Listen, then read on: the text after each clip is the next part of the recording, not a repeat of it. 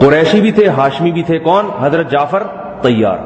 اور انہوں نے اسلام کے لیے جو قربانیاں دیں وہ بڑی قربانی کیا کہ حبشہ ہجرت کر کے گئے تھے. پہلی ہجرت مکہ میں تھے نا، تو نبی نے عبداللہ بن مسعود رضی اللہ تعالی عنہ کو اور حضرت جعفر طیار کو، ان سب کو حبشہ کی طرف روانہ کر دیا کہ بھئی ہم تو بعد میں ہجرت کریں گے.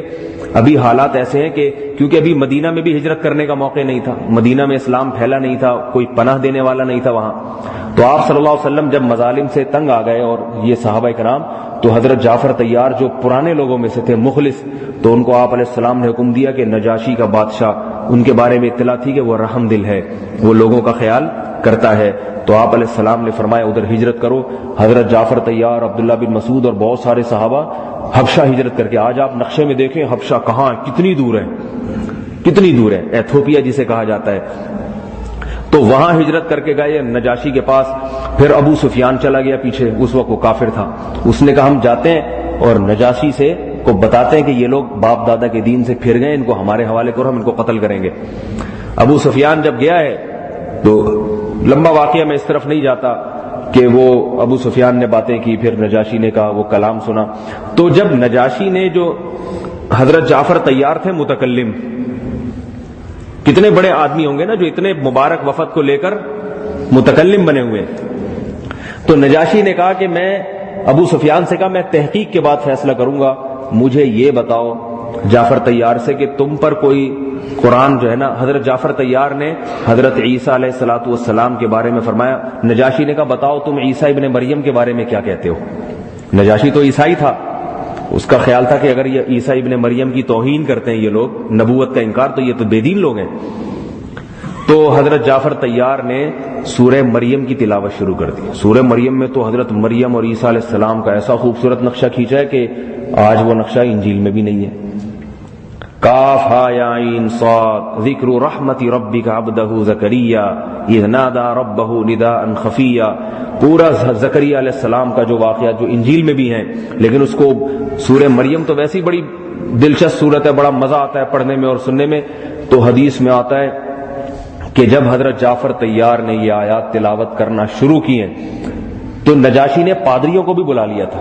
یہ پادری جو ہے نا انجیل کے حافظ ہیں، یہ پڑھے لکھے ہیں، تو یہ علامات دیکھ کے اندازہ لگائیں گے کہ یہ جو نبی ظاہر ہوا ہے یہ جھوٹا نبی ہے یا سچا نبی، کیونکہ ہر نبی آنے والے نبی کی علامتیں بتاتا ہے.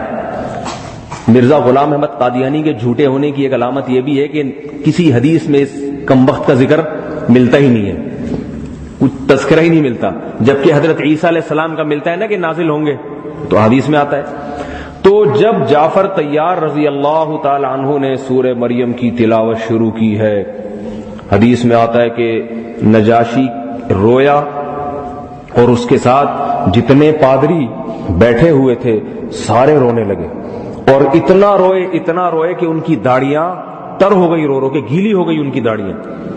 اور نجاشی نے کہا خدا کی قسم یہ کلام اور وہ کلام جو عیسیٰ علیہ السلام پہ نازل ہوا تھا یہ ایک ہی چراغ سے نکلے ہوئے دو کلام ہیں، یہ الگ الگ کلام نہیں ہے. یہ بھی نبوت، یہ بھی اللہ کی طرف سے نازل کردہ کلام ہے. تو پھر نجاشی نے کہا کہ جب تک میں موجود ہوں تمہارا کوئی بال بھی بیکا نہیں کر سکتا، اور اسی وقت اس نے پھر گواہی دی.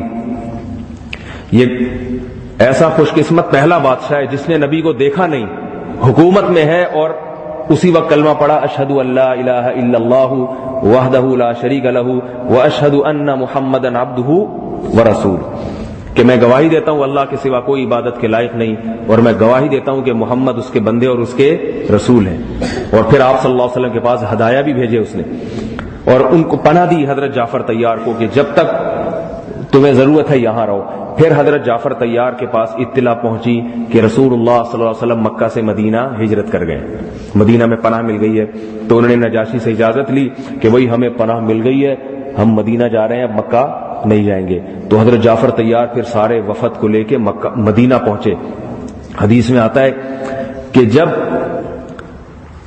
آپ صلی اللہ علیہ وسلم کو اطلاع ملی کہ نجاشی مسلمان ہو گئے، پہلے اطلاع مل چکی تھی، تو جو ہے نا آپ صلی اللہ علیہ وسلم جب حضرت جعفر طیار کو مدینہ آتے ہوئے کتنے عرصے کے بعد پیدل سفر ہوتے تھے اونٹوں پہ، اور خطرناک سفر، کوئی دشمنیاں بہت ہیں.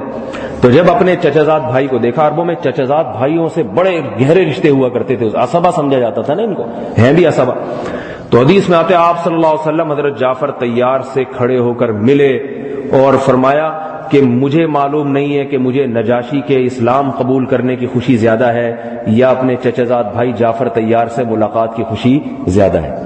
ایک دم دیکھ کے نا اتنا خوش ہوئے آپ علیہ السلام کہ یہ زندہ سلامت واپس لوٹ آئے.